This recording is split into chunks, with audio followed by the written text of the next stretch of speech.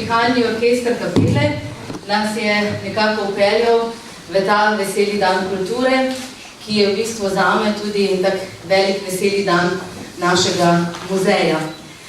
Torej, danes je lepo poimenovani ta veseli dan kulture, ko se že od leta 2000 kulturne ustanove in posamezniki v Republiki Sloveniji združimo v veselju, da delujemo v tovrstnih ustanovah in da nas vsemi vami druži ljubezen do vseh vej in oblik kulture. Danes smo tukaj že ob 8. odprli vrata, vas vabili v muzej, še posebej pa smo vaše prisotnosti veseli na odprtju obsežne občasne etnološke razstave, ki je del naše vizije, da vsako leto ob obsežnih predstavitvah raznovrstnih likovnih dosežkov širše odpremo tudi depoje drugih področij, ter iz njih ustvarjamo razstave. Z razstavo začenjamo več novih smeri predstavljanja našega dela in z vami želimo še bolj deliti naše oziroma skupne posavske zaklade. Ob tem nismo odprli samo etnološki depo, ampak smo za ta namen potrkali tudi k vam, dragi obiskovalci oziroma sodelavci muzeja. Nekaj predmetov smo poiskali prav zaradi teme razstave in njene povednosti, kot je na primer savski čoln, ki povezuje sedanjo s preteklostjo ter simbolizira tisto, kar pomeni reka Sava. Nas pelje skozi prostore, kjer imajo zemljevide zapisane meje manjši pomen, saj jih narava ne priznava oziroma jo to ne ovira. Reka se ne ustavi na meje in ne ločuje med narodi, saj si te meje naredimo sami. Tako želimo delovati tudi mi. V Posavju, ki je že od leta 1949 dalo našemu muzeju ime, a v tem širše in povezovalno, se pravi brez mej. Takšna je tudi zgodba o razstavi, katere avtorica je doktorica Ivanka Počkar, a je te razstave ne bi bilo preštevilnih in lahko rečemo tudi vseh vas, ki ste na ta veseli dan kulture tukaj. Torej najprej čakamo našo avtorico, ki bo predstavila razstavo, najprej še tako bi lahko rekli na suho, ker vam seveda še nismo pokazali, le te nismo vas še spustili vanjo, a sem prepričana, da jo boste z njenimi besedami tudi že malo spoznali. Zagotovo ste se pa že spraševali, kaj pomeni naslov, od svinje do vrtivnega prašička, od rečnih bregov do testenega ptička. Pozdravljeni. Etnološka razstava od svinje do vrtivnega prašička, od rečnih poti do testenega ptička poudarja nekatere od poglavitnih značilnosti Posavja.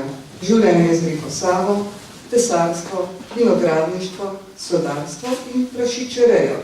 Za nameček pa še, kar je polepšalo vsakdanje življenje, kar je dajalo in daje vsakdanjemu življenju veselje in vse praznično. Počitek, sprostitev in odhajanje praznikov s poudarkom na predmetnih pričah nekdanjih načinov praznovanj in ženitovanj. V razstavo so v sliki, govorjeni besedi in filmu vtkane 3 enote naše kulturne dediščine, pripravljene za vpis v register žive kulturne dediščine Slovenije. Brod na Mostecu, ženitovanska pletrenica v obliki srca in kapelska godba oziroma pihalni orkester Kapele, ki je že vpisan v register žive kulturne dediščine. Vsi trije imajo tudi danes živo vlogo v vsakdanjem in prazničnem življenju. Z Mošanskim brodom se še vedno lahko vsak dan od zore do mraka prevažamo z Štajerske na Kranjsko in nazaj. Prebudi nas prvomajska budnica kapelske godbe napihala.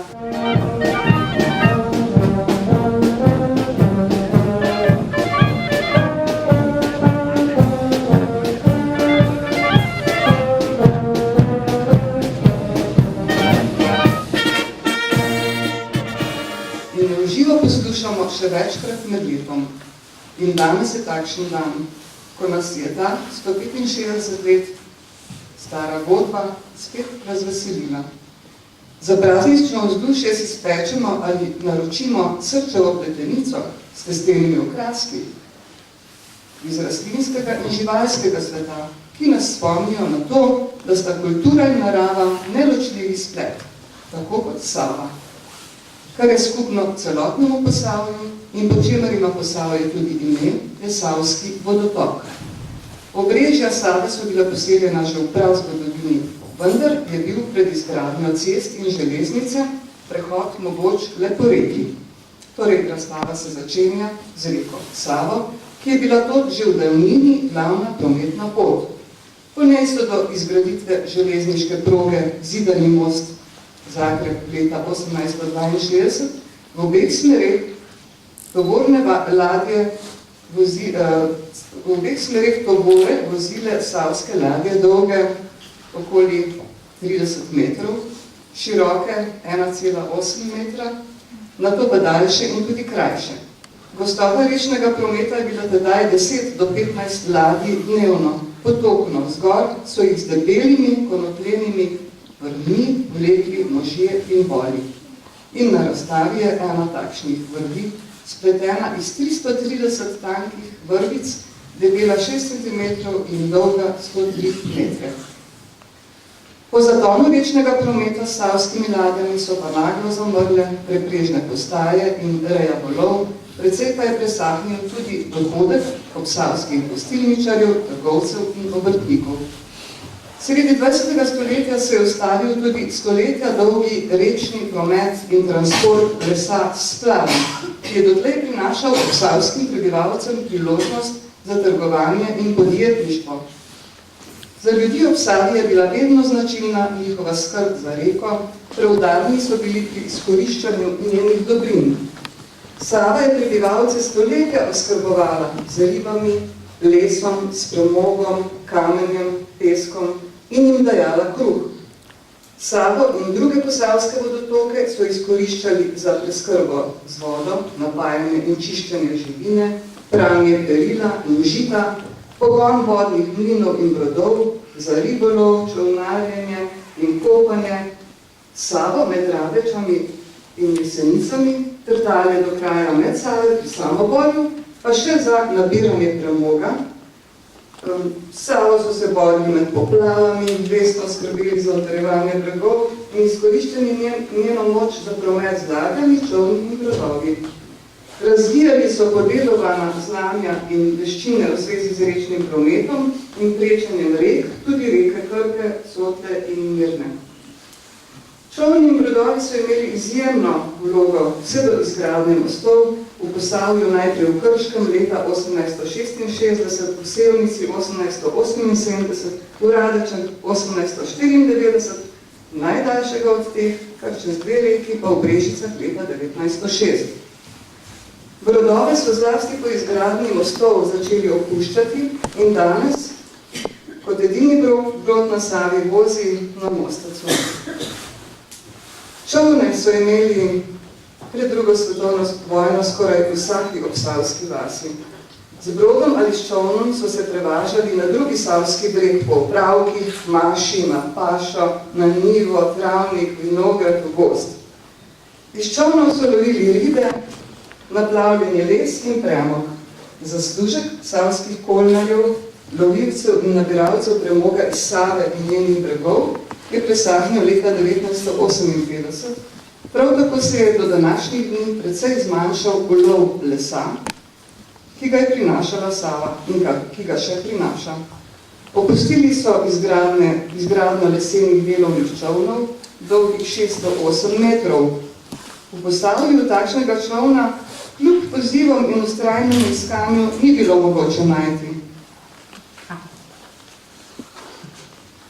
Čolne, kakršne so za delo uporabljali naši obsavski predniki, na naši razstavi odlično ponazarja izposojeni savski delovni čoln, ki ga je izdelal Ivica Vrančič, hrvaški brodnik in čolnar iz Medsav, iz družine veščih izdelovalcev savskih čolnov.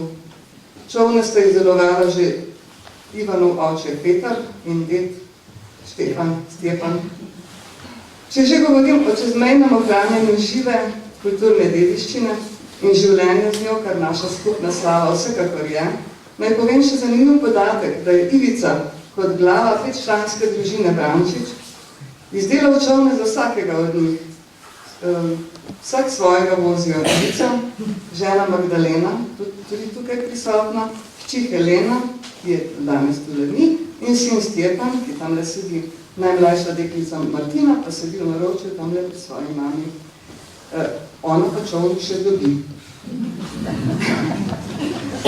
Pričujoči razstavljeni čovn je Ivanov. Z njih je še v tednu pred našo izposojo ostavi lovil naplavljeni les in bo šel z istim čovnom na delo spet prihodnje leto, ker je ta čovn začasno muzejski oziroma v službi muzeja. Za izjemno prijaznost in pomoč pri doseganju ciljev tega dela naše razstave se Ilici Brančiču in prisotni družini na tem mestu res iskreno zahvaljujem. Nekaj ribolovnih priprav in savski premog je prispeval sodelavec Jože Lorber, stare brodarske dele in kos savskega premoga pa Andrej Pinterič, obema prisrčna hvala. Na ekranu si boste lahko ogledali in prisluhnili v zgodovino zapisanem toku reke Save pri Radečah, Sevnici, Krškem, Brežicah in Medsavah na Hrvaškem. Plovbo z brodom pa lahko podoživite od posnetkih broda na Mostecu in v Medsavah. Mošanski brod je prebivalcem izjemno veliko pomenil, tudi na današnjega in svojo skrb zanjo so zelo ponosni. Na video posnetkih, ki so tudi na voljo, so 3 Mošanci, ki vsak zase pripoveduje svojo zgodbo o brodu in življenju z njim. Tu je na ogled tudi film Savski Kolnari z razstave Društva za oživitev mesta Brežice, ki je bila od leta 2011 na ogled v obnovljeni Srebretovi hiši, sedanji fakulteti za turizem. Sava je imela pomembno vlogo kot prometna pot že v Valvazorjevih časih, ko so po njej pluli sodi vina. V srednjem prostoru naše razstave je na ogled vinograd s romeljskimi trtami, ki jih je prijazno poklonil Jože Poček. Hvala vam zame, gospod Poček. Iz našega muzejskega vinograda se oglašajo pričevanja o strašnem bajeslovnem bitju teleba, s katerim so starši plašili otroke, da ne bi hodili zobat grozdja v vinograd. Najlepša hvala ti, kolegica dr. Irena Rožman. Ti si namreč pričevanja o strašnem kuščarju, podobnem bajeslovnem bitju, telebi pred 20 leti posnela in jih tu dovolila predvajati. Po starem načinu je naš muzejski vinograd postavil in povezal Jože Omerzel, ki se mu kot prostovoljcu za delo lepo zahvaljujem. Vinograd je opremljen s starimi orodji, pripomočki in posodjem, tudi sodarskimi izdelki. Med njimi je tudi sod iz leta 1957 iz Dvoršakove kleti na Sromljah, ki ima napis SFRJ. Delavcu Stanku Dvoršaku se zanj prav lepo zahvaljujem. Nabor predmetov iz vinogradništva so lepo popestrili predmeti dar Franca Černeliča iz Starega grada nad Podbočjem, za kar mu najlepša hvala. Tesarji so ročno tesali velike objekte, med njimi prostorne kozolce toplarje, brodove in čovne, pa tudi majhne, a nič manj pomembne svinjake. Naša edina slovenska avtohtona pasma prašičev krškopolcev ali pasastih prašičev izvira iz Krškega polja, redili pa so jih in jih spet redijo na obeh stranih Save, Kranjski in Štajerski. Prašič je simbol bogatstva, blagostanja in sreče. Brez njega bi bile jedi naših prednikov nezabeljene in puste. Preudarno so uporabljali tako svinjsko mast kot vse dele prašiča, vključno z mehurjem, v katerih so možje hranili tobak za žvečenje. Čez prelos, prehod v ogradi, prašiči niso mogli. Na prostem so bili omejeni spleteno ogrado, ki jo je darilo za razstavo odlično spletel Ivan Požar Slovenskega in se gospodu Požarju najlepše zahvaljujem tudi za nabiranje leščevja in vrbovja, ki danes ni več tako samoumevno, kot je bilo pri naših prednikih. Kako so tesali in razbarili, razkriva na razstavi kar nekaj orodij. Lesarska dela pa ponazaja tudi stara delovna miza ali pong starega očeta našega sodelavca Aleša Beneta, ki jo je za nas prijazno postavil na razstavo. in se bomo ob njej morda naučili v roko držati dleto ali skobrnik. Hvala, Aleš. Toliko dela, tako malo zabave, so v svojem življenju pogosto povedali starejši pričevalci iz Posavja. Zato so bili prazniki in nedelje nekoč še posebno blagodejni, prazni dnevi, kolikor je bilo nemogoče. Poveselili so se na sejmih, ob izvajanju prazničnih šet, na verske in druge praznike, na likovih, po zaključku del, na veselicah in obcetih. Oddahnili so si na trdni leseni klopi z naslonom, ki jo je za razstavo posodila sodelavka Olga Lapuh, za kar se ji lepo zahvaljujem. Za praznike je Posavce vedno spremljala boljša hrana, svinino na čelu, pa glasba, od rojstva do smrti, od živega petja do igranja kapelske godbe in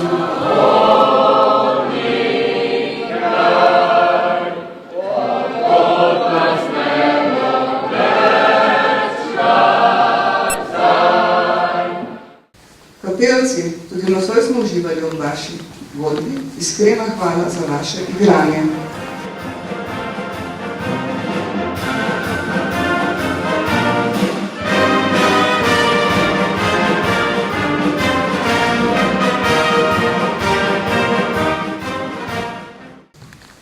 Harmonika, violina, citre, v glasbi Posavci uživajo od nekdaj. Na koncertu v Narodnem domu v Brežicah leta 1882 je publika zahtevala ponovitev potporija za troje citre in skladbe kaplana Mešička na Savskem bregu. Povcet je vedno morala imeti glasbo. Še v viru iz leta 1843 preberamo. Pri vsakem ženitovanju je godba. Kapelska godba, ki neprekinjeno igra od leta 1850 v dežju in soncu, na pogrebu ali svadbi. Na posnetku Televizija Slovenija iz leta 1975 koraka v snegu čez stari Brežiški most s Kranjske na Štajersko in igra Koračnico. Posnetek si lahko ogledate na razstavi. Rokov sejem je bil tot najbolj slovit, bogat, s figuralnimi piškoti iz medenega testa in z množico uporabnih stvari. Ovcet pa pozajšana, od vhodnih vrat do starinsko opravljenih žene in moža, nevestine bale, napodranega testenega jagnječka in pisanega bizelskega ajdovega kolača, ki je nedavno dobil hvalnico. Hvala magistri Ireni Iničekula, ki je ženi, opravljeni po modi iz leta 1810, sešila ustrezno krilo, popravila bluzo in posodila njenemu možu moško srajco. Pripravili smo bogato izložbo nevestinih šapkov iz papirja, za kar se Brigiti Martini Heberle, ki je to omogočila, najlepše zahvaljujem. Spet se je gospa Marjanca Dobnika pri svojih 86 letih potrudila in nam napletla ženitovansko srce iz srca hvala za ta dar, gospa Marjanca.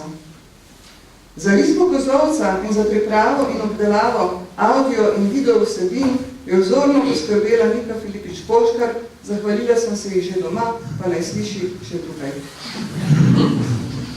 Hvala turistični kmetiji Balon Bela Gorca za njihovo odlično vino in priboljške. Zahvaljujem se naši vestni in odzivni lektorici in prevajalki Alenki Cizon. Pri razstavi je bilo zelo lepo sodelovati z oblikovalko razstave Polona Zopanšič, res lepa hvala in Polona za tako dobre zamisli, spodbude in uresničitve. Ko smo skupaj delali razstavo, mi je bilo največje zadovoljstvo videti muzejske sodelavce Andrejo, Boštjana, Dejana, Vanjo, Darka, Aleša, Olgo, Jožeta, in Slavka, kako razstavo sodoživljajo, soustvarjajo, se s posameznimi deli razstave ali načini življenja, ki jo predstavljajo, poosebljajo. Zelo so se vsi potrudili in lepo smo sodelovali. Najlepša hvala vsem sodelavcem. No, sem kar dolgo že na svetu, ampak tako lepih besed v družini še nisem slišal. Hvala torej. Res je, glede, voda pomeni življenje. Sava je pomembno zaznamovala življenje Posavcev vsa 3 mesta, to se pravi Sevnica, Posavska mesta, Krško in Brežice so se razvile v vodi. Voda je pomenila življenje v najširšem smislu, ne zgolj v tistem gospodarskem, pa tudi varnostnem, pogosto je voda obdajala zidovje gradov in s tem preprečevala enostaven udor nezaželenih v gradove. Voda je pomenila tudi gibalo življenja.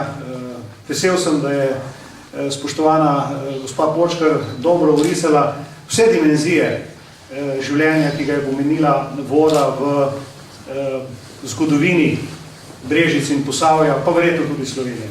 Slovenija je tudi sicer znana kot z vodo bogata država in to nam daje ne samo priložnost, da to obeležimo na razstavah, temveč tudi veliko skrb in priložnost za prihodnje. Namreč voda bo, po moji oceni, tudi v prihodnje odigrala pomembno vlogo, verjetno ne več v takem smislu kot doslej, v tistem osnovnem preživetnem smislu, vendar bo do države oziroma narodi bogati z vodo tudi sicer bogati. Zato seveda smo imeli v obdobju naše zgodovine tudi obdobje ali pa del tega obdobja, kjer voda za Brežice ali pa Sava za Brežice ni veliko pomenila. Recimo spomnimo se obdobje recimo po drugi svetovni vojni in do danes, po regulaciji Save, je Sava, tudi jaz sem recimo svojo mladost preživel v tem obdobju, nam Sava ni pomenila praktično nič. Bila je zamazana, bila je v bistvu ukalupljena v en umetno strugo in seveda ni predstavljala neke dodane vrednosti ne za kopalce, ne za čolnarjenje, ne za praktično nariče, razen verjetno za kakšno ribarjenje in podobno.